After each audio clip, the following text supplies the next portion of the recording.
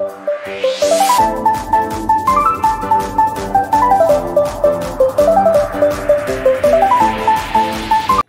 di dalam surga, Bapa yang baik, tiba waktunya bagi kami untuk bersama-sama membaca firman Tuhan, merenungkannya, dan biarlah Engkau ya Tuhan yang secara pribadi berbicara kepada kami masing-masing, sehingga firman Tuhan yang kami dengar menjadi bagian di dalam kehidupan kami. Ajar kami dan kuatkan kami untuk melakukan kebenaran firman Tuhan yang kami dengar.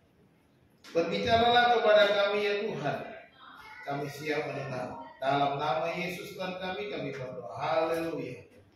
Amin. Silakan duduk.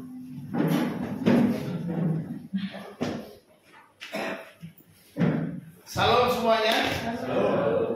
Saudara-saudara dikasih Tuhan, hari ini kita bersama-sama belajar firman Tuhan, jalan orang benar dan jalan orang fasik.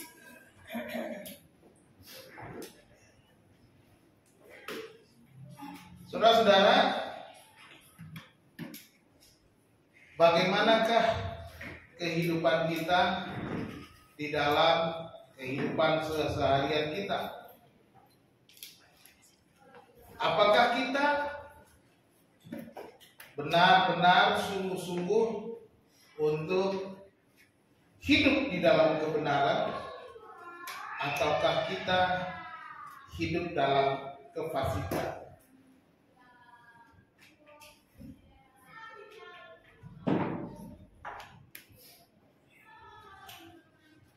Pertanyaan saya adalah, seberapa pentingkah Alkitab itu bagi saudara?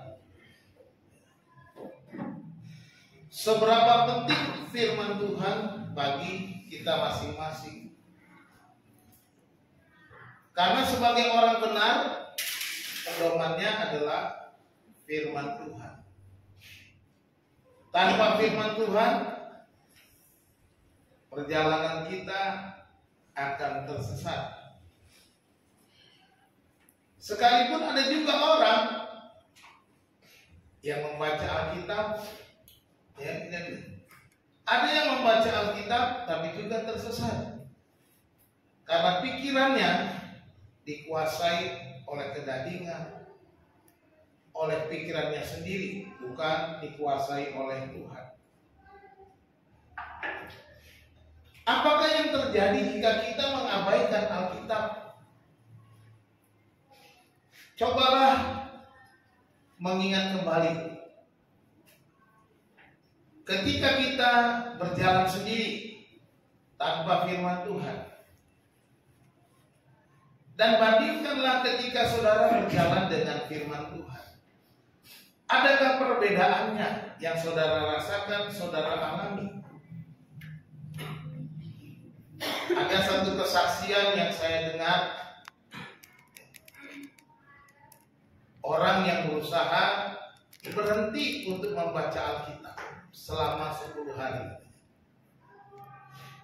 Dia coba bereksperimen dengan tidak membaca Alkitab selama 10 hari. Dia berkata dalam kesaksiannya, selama 10 hari kehidupannya penuh dengan kekacauan. Kehidupannya penuh dengan kehidupan yang tidak menyenangkan. Sangat berbeda ketika dia kembali membaca Alkitab. Di sana ada kedamaian, sukacita, kekuatan, jalan keluar, dan pertolongan. Bapak Ibu yang terkasih dalam Tuhan, motivator terbaik adalah merenungkan firman Tuhan. Ya.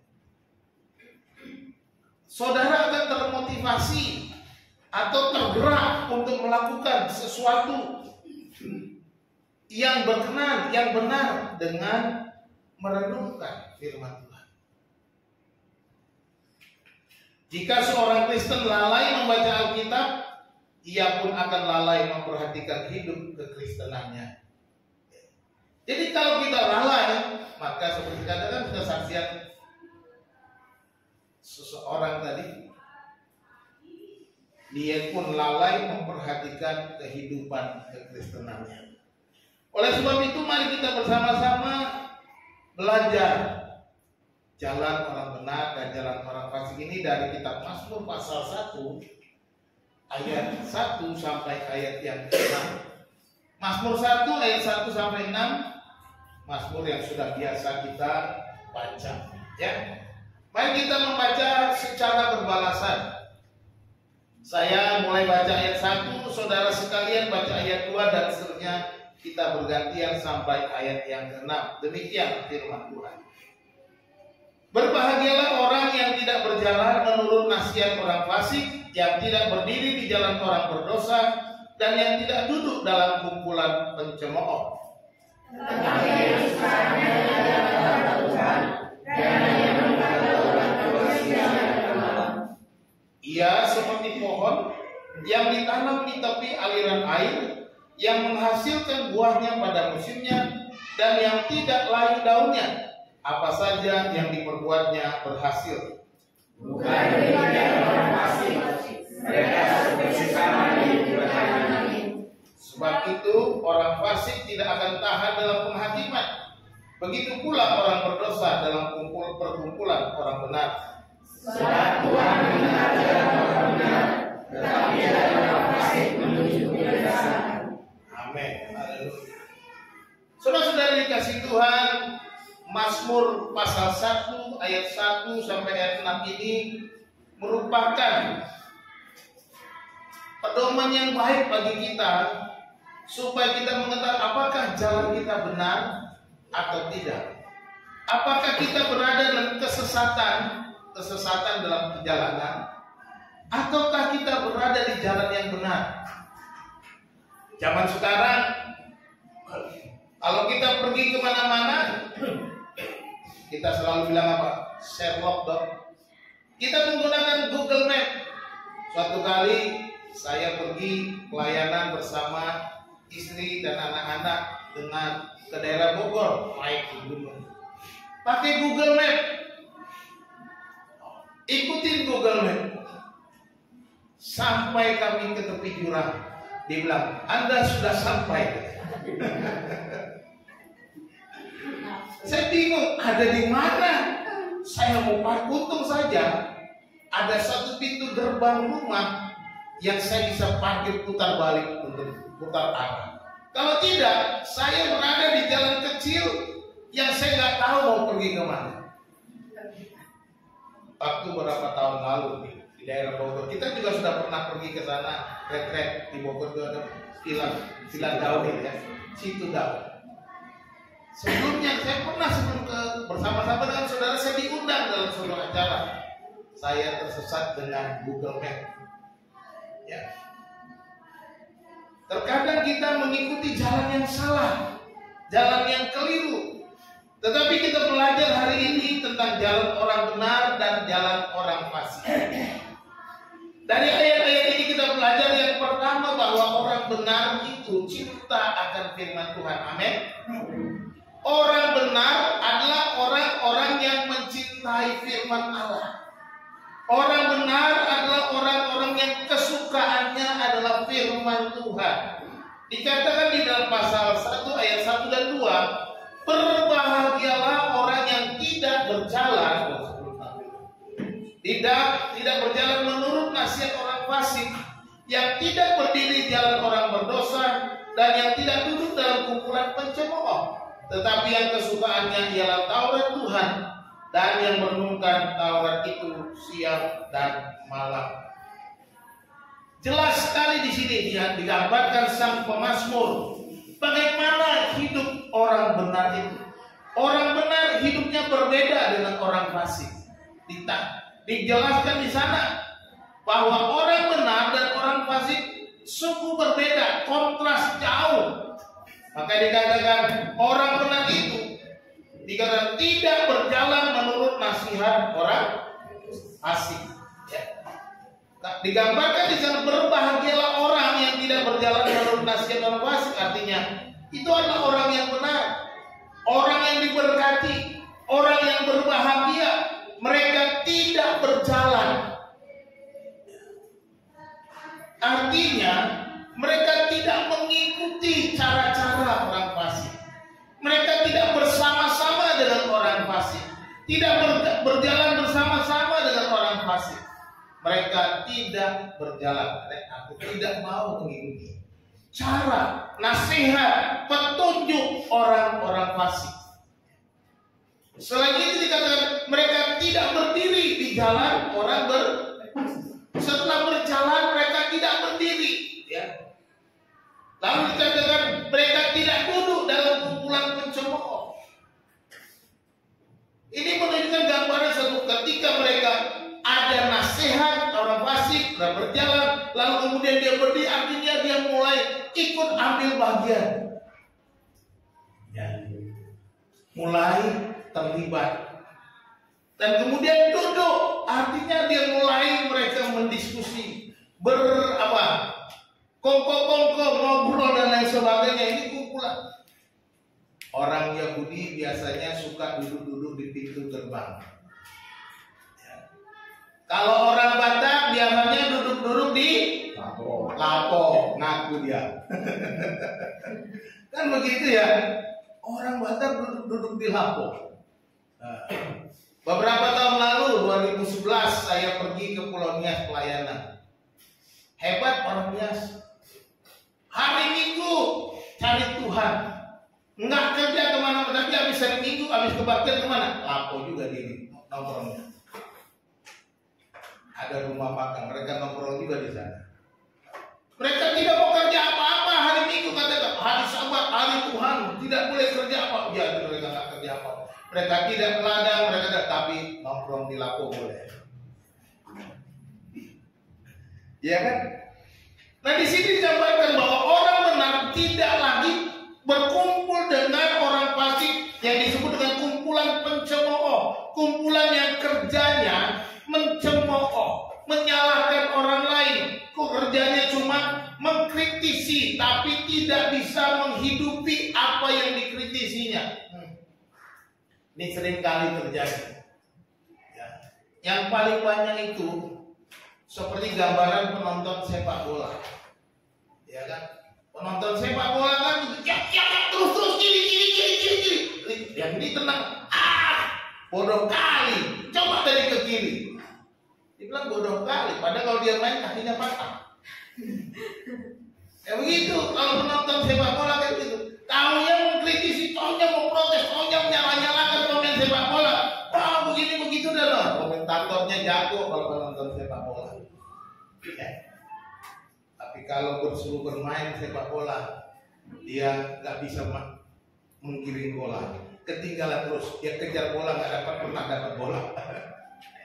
Kadang-kadang kita seperti komentator sepak pencemooh. Orang berdosa dengan orang fasik, orang berdosa, pencemooh menjadi satu kumpulan orang-orang yang tidak berkenan kepada Allah. Jadi jangan kita berjalan atau mengikuti jalannya kemana orang bernasihatnya kita ikuti. Kita berdiri, kita mulai tertarik, kita mulai simpati kepada orang-orang bertahan. Kemudian duduk, nanti kita mulai kongko, kita mulai ngobrol, kita mulai terlibat, kita mulai mengikuti, dan kita bersatu dalam kumpulan pencemooh. Ini orang fasik. Ya. Tetapi dikatakan orang benar itu mencintai firman, yang kesukaannya ialah Taurat Tuhan.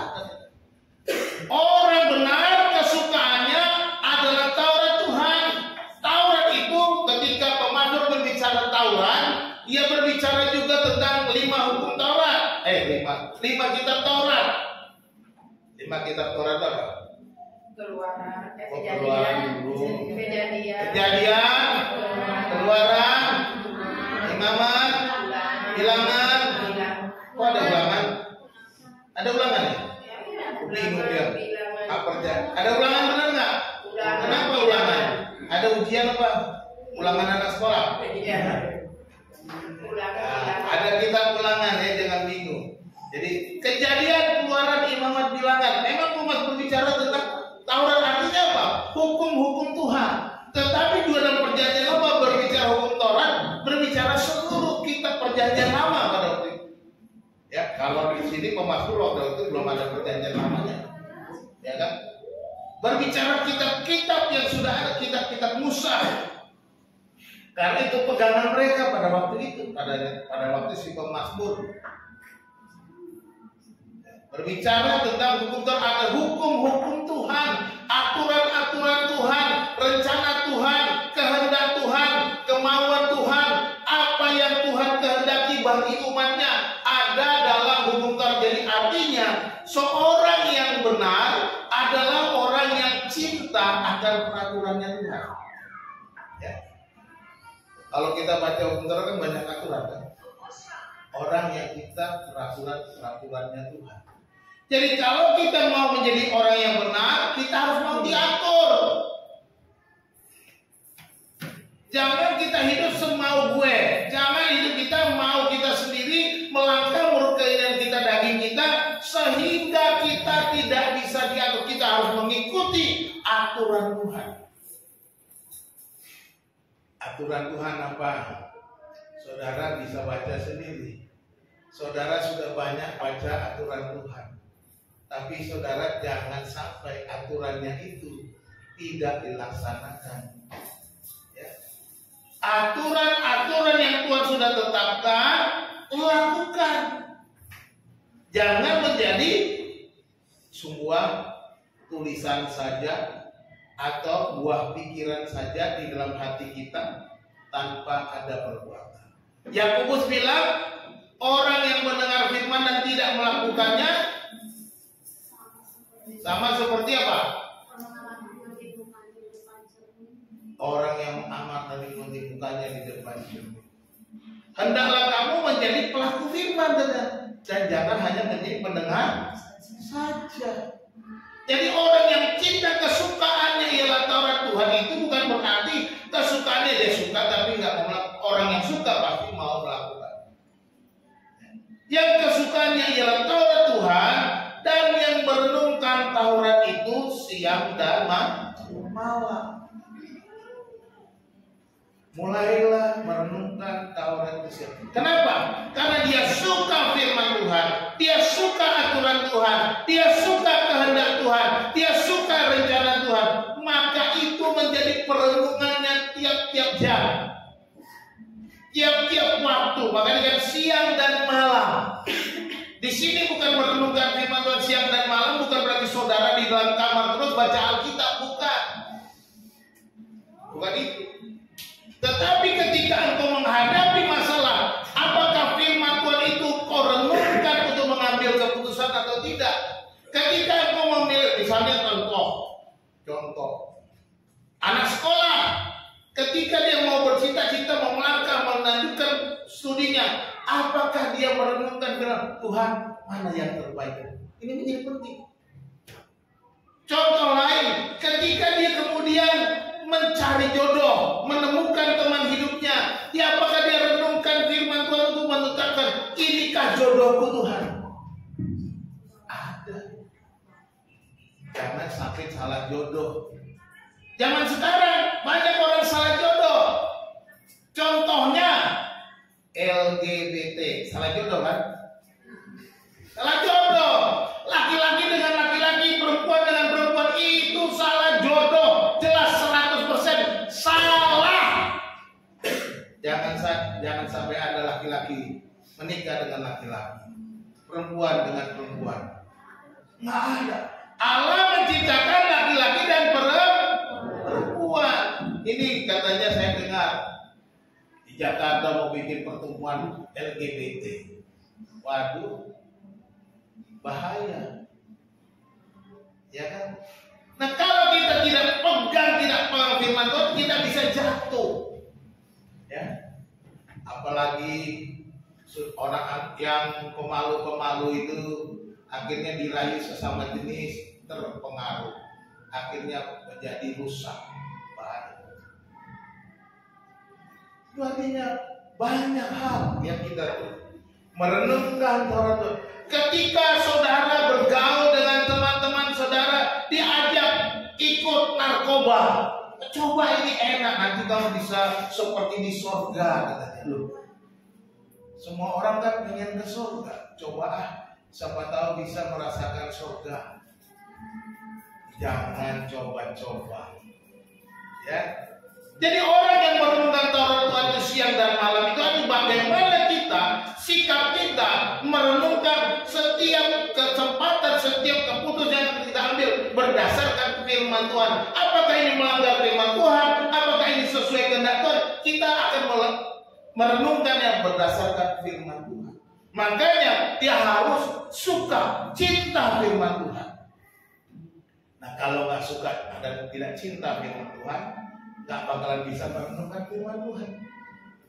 Jadi suka dulu, cintai firman Tuhan, baru kita bisa merenungkannya. Cinta firman Tuhan melalui bacaan Alkitab setiap hari, baca renungan setiap hari, ibadah setiap minggu, setiap hari Jumat, setiap hari Sabtu bagi pemuda remaja, ya, lakukan itu. Karena apa? Karena cinta firman Tuhan. Aku pengen dengar firman Tuhan. Aku pengen diisi firman Tuhan. Jadi kita bisa. Dengan demikian ketika kita sudah diisi, ketika kita menghadapi persoalan, ketika kita berjalan di dalam kehidupan kita, ada firman Tuhan yang kita renungkan. Ada suara Tuhan yang berkarya, bekerja di dalam hati dan pikiran kita untuk kita mengambil keputusan yang terbaik. Amin. Orang benar sangat berbeda dengan orang fasik. Orang benar itu cinta firman. Ini yang harus kita tanamkan. Mari kita mencintai firman Tuhan dengan sungguh. Yang kedua, orang benar itu hidup produktif. Orang benar hidupnya produktif. Dikatakan dalam ayat yang ketiga, ya, di dalam ayat 3. Ia seperti pohon yang ditanam di tepi aliran air, yang menghasilkan buahnya pada musimnya, dan yang tidak layu daunnya. Apa saja yang diperbuatnya berhasil. Haleluya. Luar biasa. Ya, luar biasa. Dikatakan orang benar itu hidup seperti pohon yang ditanam di tepi aliran air. Dikatakan menghasilkan buahnya pada musim. Produktif. Hidupnya produktif, menghasilkan sesuatu. Ya. Perhatikan di situ digambarkan di sana bahwa ia seperti pohon. Ya. Digambar seperti pohon, digambar pohon. Tapi di pohon yang bagaimana? Bukan sembarang pohon, dan pohon yang ditanam di tepi aliran air. Dia ditanam di tepi aliran air. Pohon yang ditanam dekat aliran air. Pohon yang ditanam dekat sumber hidup. Pohon yang ditanam berada di tepi sumber kehidupannya. Sumber kehidupannya. Pohon kan dia membutuhkan air. Di rumah saya banyak tanam bunga.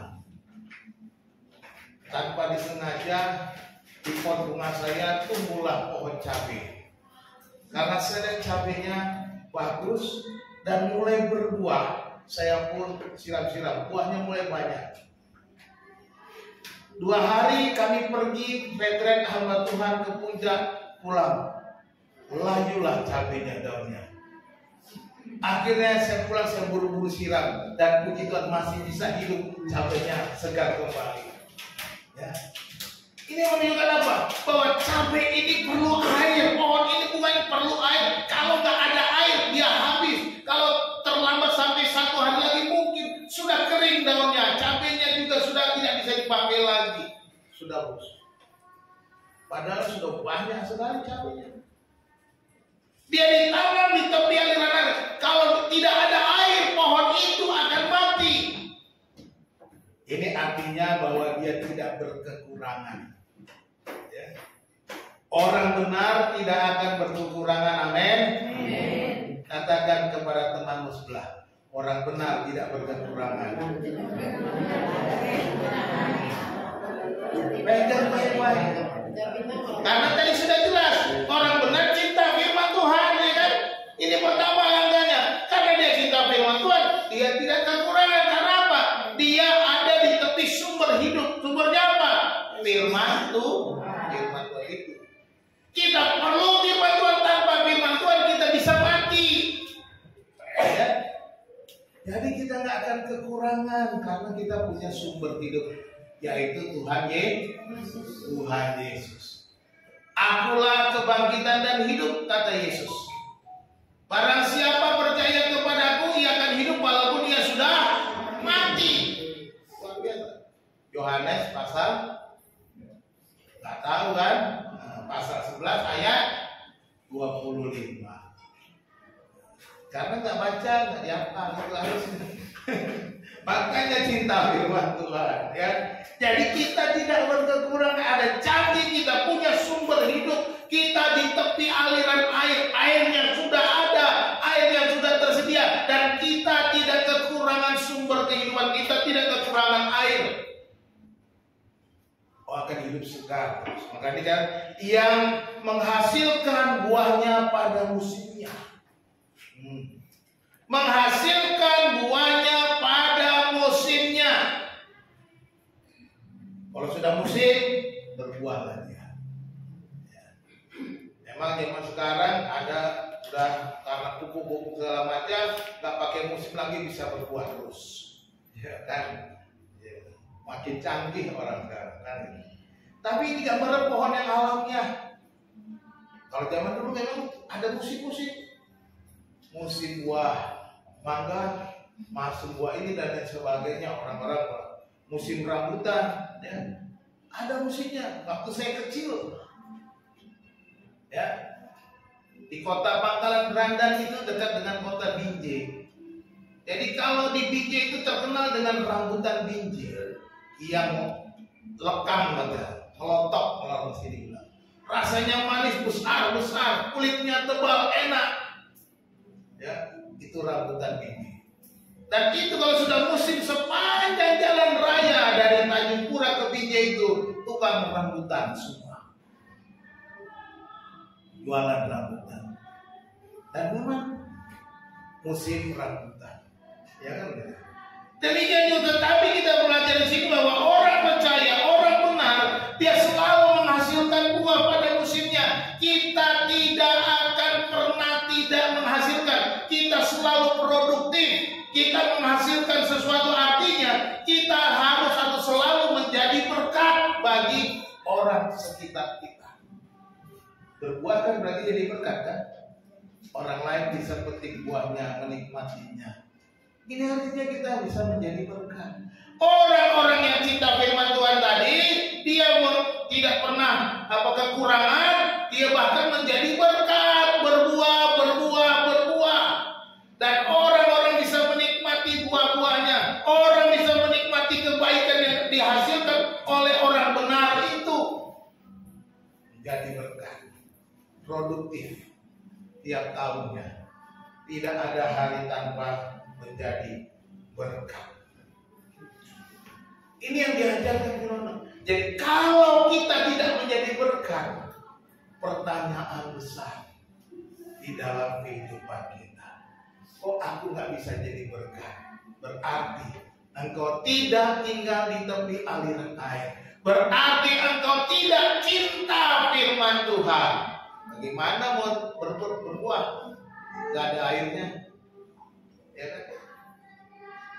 Nggak cinta firman Tuhan. Jadi itu peruntutannya. Kita harus pelajari dengan baik. Yang tidak layu daunnya dikatakan, dan yang tidak layu daunnya. Apa yang digambarkan sini? Orang-orang benar itu, orang-orang yang cinta firman Tuhan itu tidak layu daunnya, artinya dia memiliki kehidupan sejati, selalu segar, ya, selalu hidup. Daun yang tidak layu itu artinya dia memiliki kehidupan yang sejati, dia hidup terus. Tidak seperti pohon cabai saya tadi, ketika tidak ada air, karena di dalam pot. Jadi kalau di dalam pot memang beda di luar pot. Ya kan, kalau di luar di tanah langsung mungkin dia tidak langsung lagi. Ya kan? Tapi kalau di dalam pot, potnya kering, ya keringlah daunnya. Ya kan? Tapi ketika disirami air baru mulai ada lagi, daunnya mulai segar kembali. Tidak ada yang tidak mungkin bagi Tuhan ketika kita bergantung penuh kepada sumber hidup ini. Ketika kita ada pada sumber hidup, maka kehidupan sejati itu kita miliki.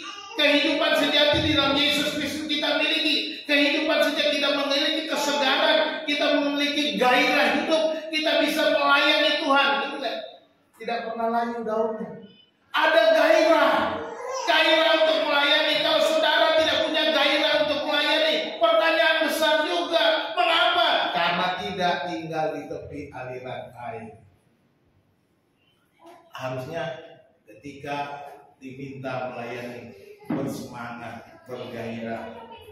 Tadi saya bisik-bisik sama Melinda. Melinda, kapan kamu mulai jadi WL?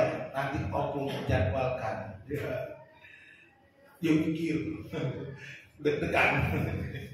Pak, nanti aja Bu, kalau udah SMA deh. Ya, oke. Nanti kalau sudah siap, kasih tau Opung. Nanti Opung jadwalkan. Ya, dia gini.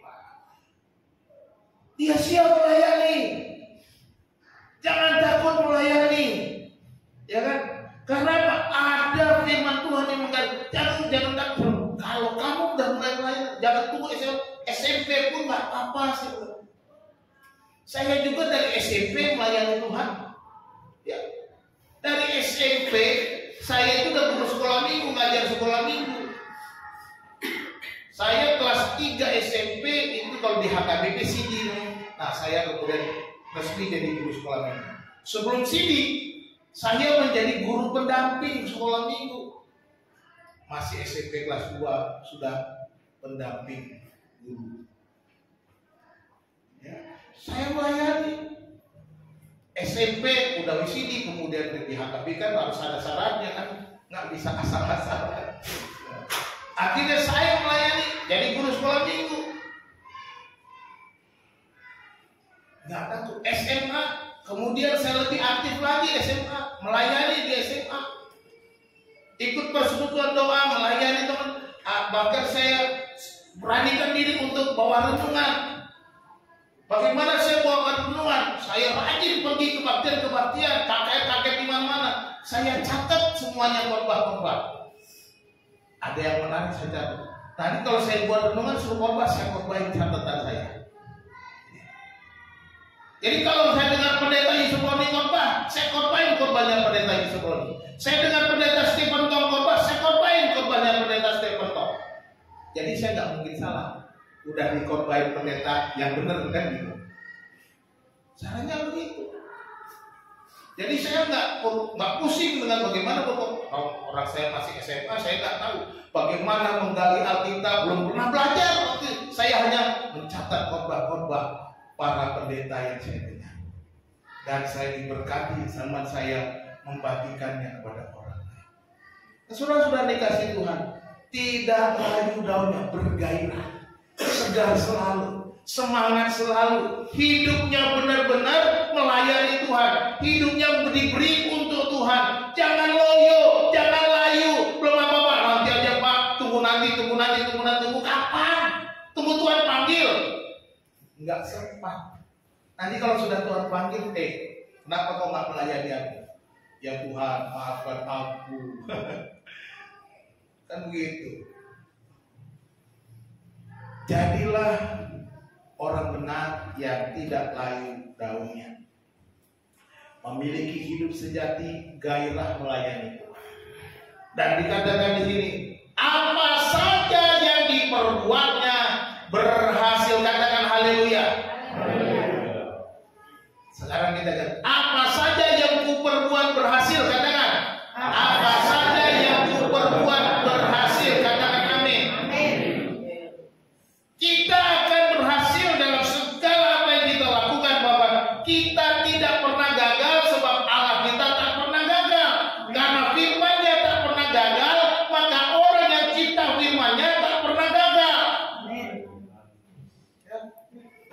Karena itu janji Tuhan. Jadi apa saja yang kita buat berhasil. Anak-anak yang masih sekolah pegang firman Tuhan baik-baik, apa saja akan berhasil. Takut Tuhan.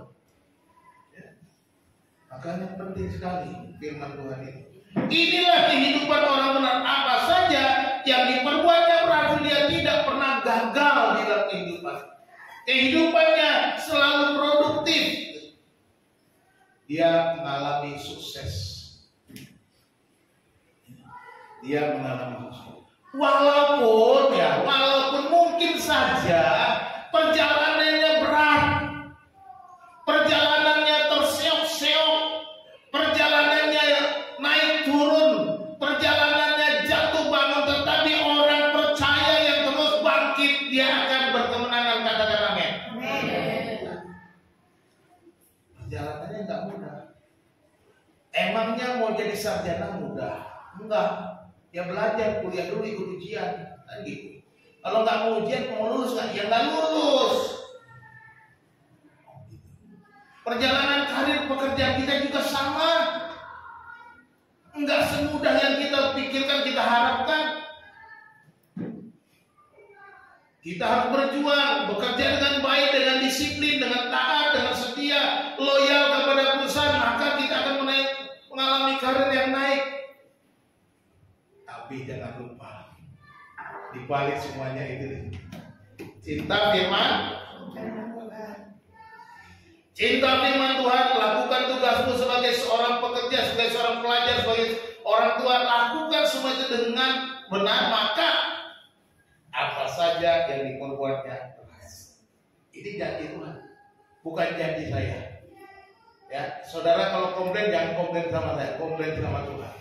Tapi saya mau katakan, saya sudah mengalami dan saya berkata, tidak pernah Tuhan gagal. Tidak pernah satu kali pun Tuhan mengecewakan saya. Apa saja yang Tuhan firmankan yang saya alami sampai hari ini benar-benar tergenapi. Tidak ada yang tidak digenapi. Ya. Seperti yang saudara ketahui, saya sudah ulang kali. Saya mulai hidup saya dengan Ibu Hana. Berdua dengan hidup di kontrakan rumah petak. Mulai dari sana. Bukan hidup enak seperti sekarang ini. Tapi kami berjuang. Ada air mata, ada. Ada tangisan, ada. Ada kesusahan, ada kesulitan, ada. Semuanya ada. Tapi karena cinta firman Tuhan, Tuhan selalu beri jalan keluar. Tuhan selalu berikan kehidupan, beri kami gairah, semangat, dan kami berusaha terus jadi berkat. Dan tiba waktunya kami akan menuai. Jadi itu saja. Tuhan tak pernah gagal, firman-Nya tak pernah gagal, maka apa yang kita percaya dalam firman-Nya tak akan pernah gagal. Apa saja yang diperbuatnya berhasil. Cintailah firman Tuhan, maka engkau akan produktif. Itu orang benar. Yang ketiga, kita belajar ini baru kemudian orang fasik. Nah ini orang fasik menuju kebinasaan. Luar biasa. Binasa orang fasik.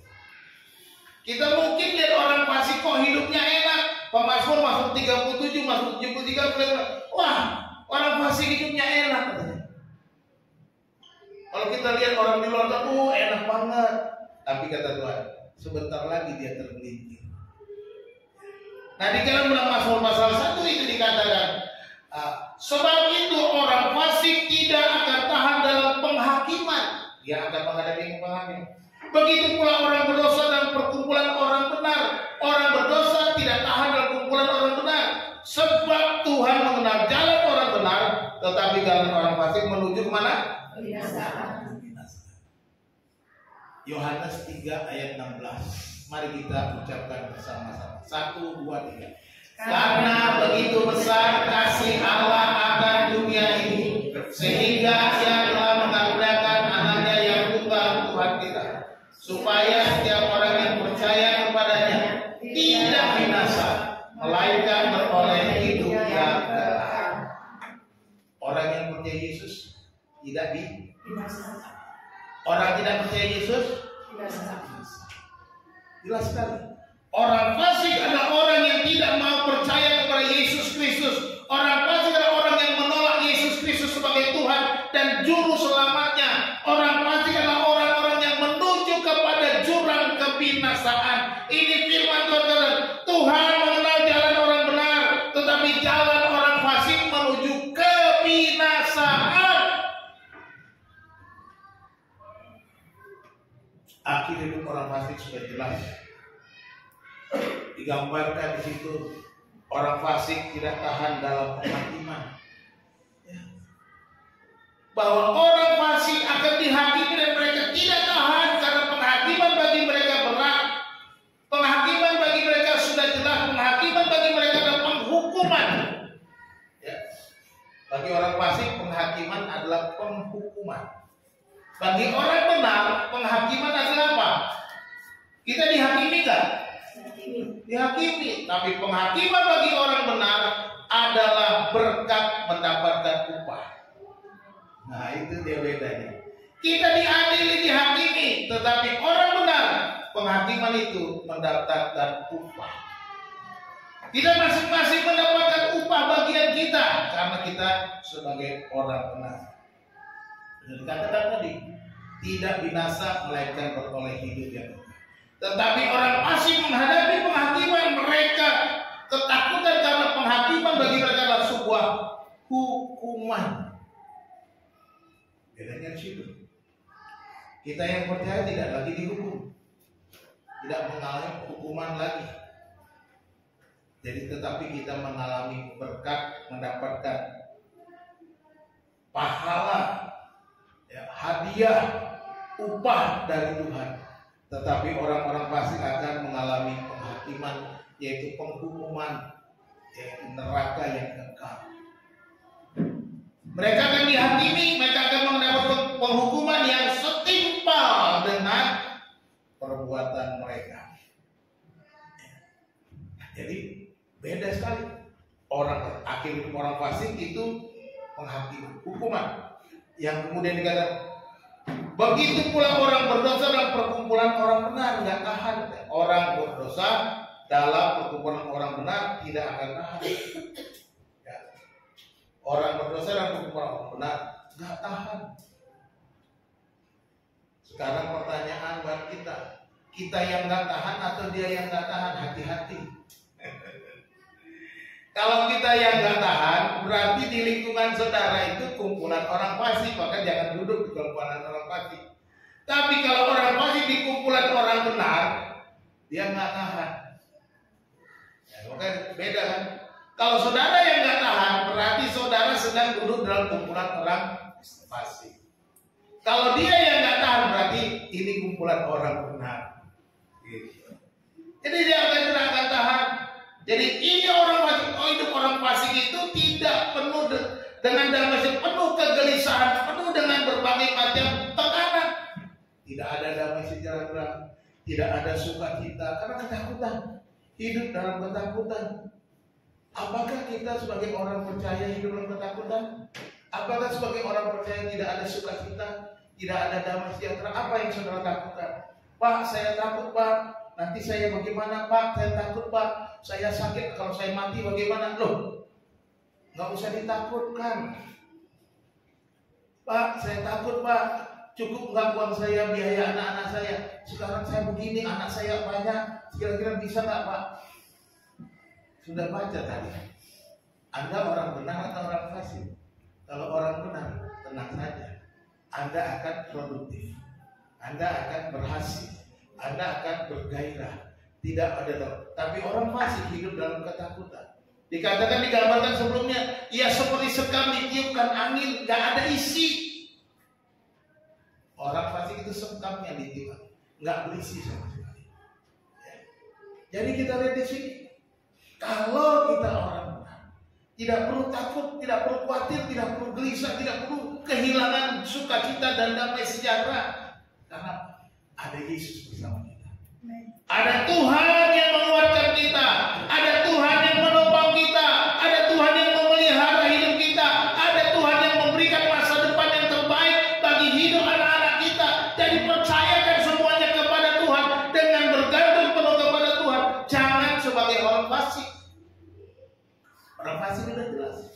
Kalau saudara masih hidup dalam ketakutan, ingat, berarti belum kembali ke bagian pertama tadi, belum cinta firman Tuhan. Orang-orang yang cinta firman Tuhan dia tidak akan takut, tidak takut mati, tidak takut mau makan apa besok, nggak ada masalah. Besok makan atau tidak makan, nggak ada persoalan bagi orang benar. Amin. Usah gitu. Kalau besok yang saya disuruh Tuhan puasa, saya akan puasa. Misalnya besok tidak ada makanan, saya harus puasa. Waktu saya pulang dari Puncak kemarin, pagi-pagi kami mau masak, wah beras terakhir. Suruh masak berapa? Karena saya biasa pagi saya yang masak nasi. Beras tiba-tiba, kok habis? Kami nggak perhatikan kalau beras. Tapi ya puji Tuhan, masih bisa beli beras untuk hari ini.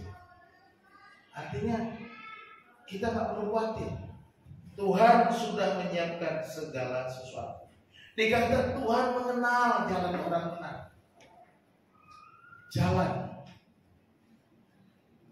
itu artinya apa? Apa yang kita hidupi Tuhan kenal. Tetapi juga itu berbicara tentang cara kita hidup. Dia kenal kita, cara hidup kita. Jadi jangan macam-macam sama Tuhan. Dia kenal engkau satu persatu. Ya. Tuhan mengenal kita lebih daripada yang kita tahu tentang itu. Engkau yang lebih tahu cara untuk membuka jalanmu. Dia kenal kita satu persatu. Dia kenal saudara. Bagaimana hidup saudara, bagaimana tingkah langkah saudara. Dia mengenal jalan orang benar. Kemana dia melangkah, kemana dia menuju. Saudaraku yang dikasih Tuhan, hari ini Tuhan berbicara kepada kita. Perhatikan langkahmu, perhatikan jalanmu. Apakah saudara sudah on the track, sudah pada jalur yang benar, di jalan yang Tuhan kehendaki? Jikalau tidak, kembali cintai firman Tuhan. Jangan engkau ikut jalan orang fasik yang menuju kebinasaan. Itu sih. Hanya ada dua jalan di dalam dunia. Ada dua jalan, lebar dan sempit. Mana kau pilih? Yang lebar api, jiwamu mati. Tapi yang sempit Tuhan berkati. Lagu sekolah minggu diajarkan begitu. Sempit artinya kita mungkin mengalami berbagai macam tekanan di sana, kita mengalami berbagai macam pergumulan di sana, tapi ujungnya baik. Lebar mungkin kita bisa hura-hura, pesta-pesta, hidup seenaknya, bisa berbagai macam seks bebas dan lain sebagainya kita bisa lakukan. Itu jalannya lebar, tapi menuju kebinasaan. Itu berbahaya. Tuhan mengenal jalan orang benar, tetapi jalan orang fasik menuju kebinasaan. Jadi jalan yang mana sedang saudara tempuh? Atau sedang ada di mana saudara? Apakah di jalan yang benar atau di jalan yang salah? Atau mungkin masih di persimpangan jalan dan saudara lagi mikir kiri kanan, kiri kanan, kiri kanan.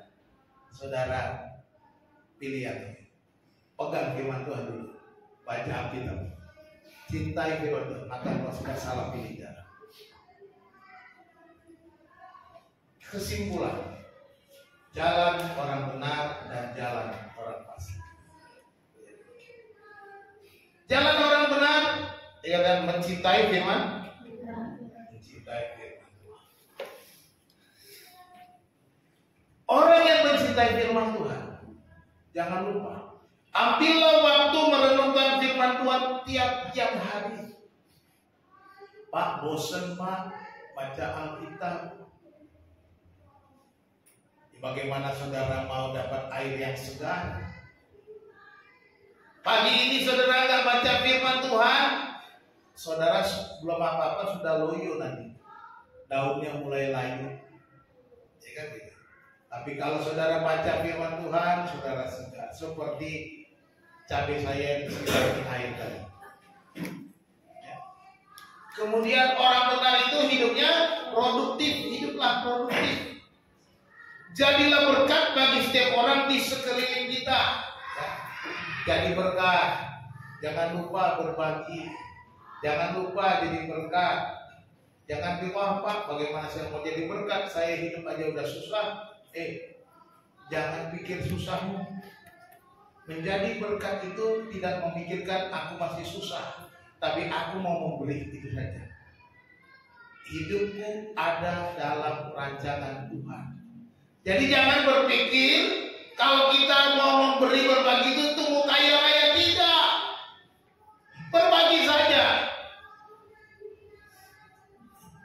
Berbagi kepada siapa saja di sini, supaya saudara semakin menikmati berkat Tuhan. Semakin saudara berbagi, semakin saudara terus akan berbuah, akan terus ada berkat. Amin. Jalan orang benar dan jalan orang fasik. Sekarang jalan orang fasik menuju kebinasaan. Orang fasik pasti binasa. Oleh sebab itu jauhilah kehidupan duniawi yang membawa kepada kebinasaan. Cara-cara hidup duniawi, cara-cara hidup yang apa yang dilakukan oleh orang-orang fasik jangan diikuti. Jangan. Jadi saudara pilih jalan mana yang harus saudara. Kita harus minta Tuhan bekerja di dalam kehidupan kita, sehingga kita tahu dan berada di jalan yang tepat. Tuhan Yesus memberkati kita. Mari kita berdoa. Bapa di surga, terima kasih kami sudah belajar firman Tuhan. Mampukan kami untuk melakukan, supaya kami mencintai firman Tuhan. Dengan mencintai firman Tuhan, hidup kami akan berhasil, akan produktif, semangat hidup melayani Tuhan. Dan kami dijauhkan ya Tuhan dari kehidupan orang fasik yang menuju kebinasaan. Kalau kami sudah tahu jalan orang fasik menuju kebinasaan, mampukan kami menghindar dan berbalik ke jalan yang benar. Ampunilah dosa, kesalahan kami, kelemahan kami, supaya kami bisa kembali di jalan-Mu ya Tuhan. Tuhan, kami bersyukur Engkau mengenal jalan kami, Engkau mengenal cara kami, dan kami berserah padamu. Terima kasih untuk firman Tuhan pagi hari ini. Biarlah apa yang kami dengar, kami lakukan, dan menjadi berkat. Kami boleh seperti pohon yang ditanam di tepi aliran air, yang menghasilkan buahnya pada musimnya, yang tidak layu daunnya, dan apa saja yang membuatnya berhasil. Terima kasih Tuhan. Kami mengucap syukur untuk firman Tuhan pagi ini. Kami berdoa berterima kasih hanya di dalam nama Yesus Kristus Tuhan kami. Haleluya. Semua yang percaya katakan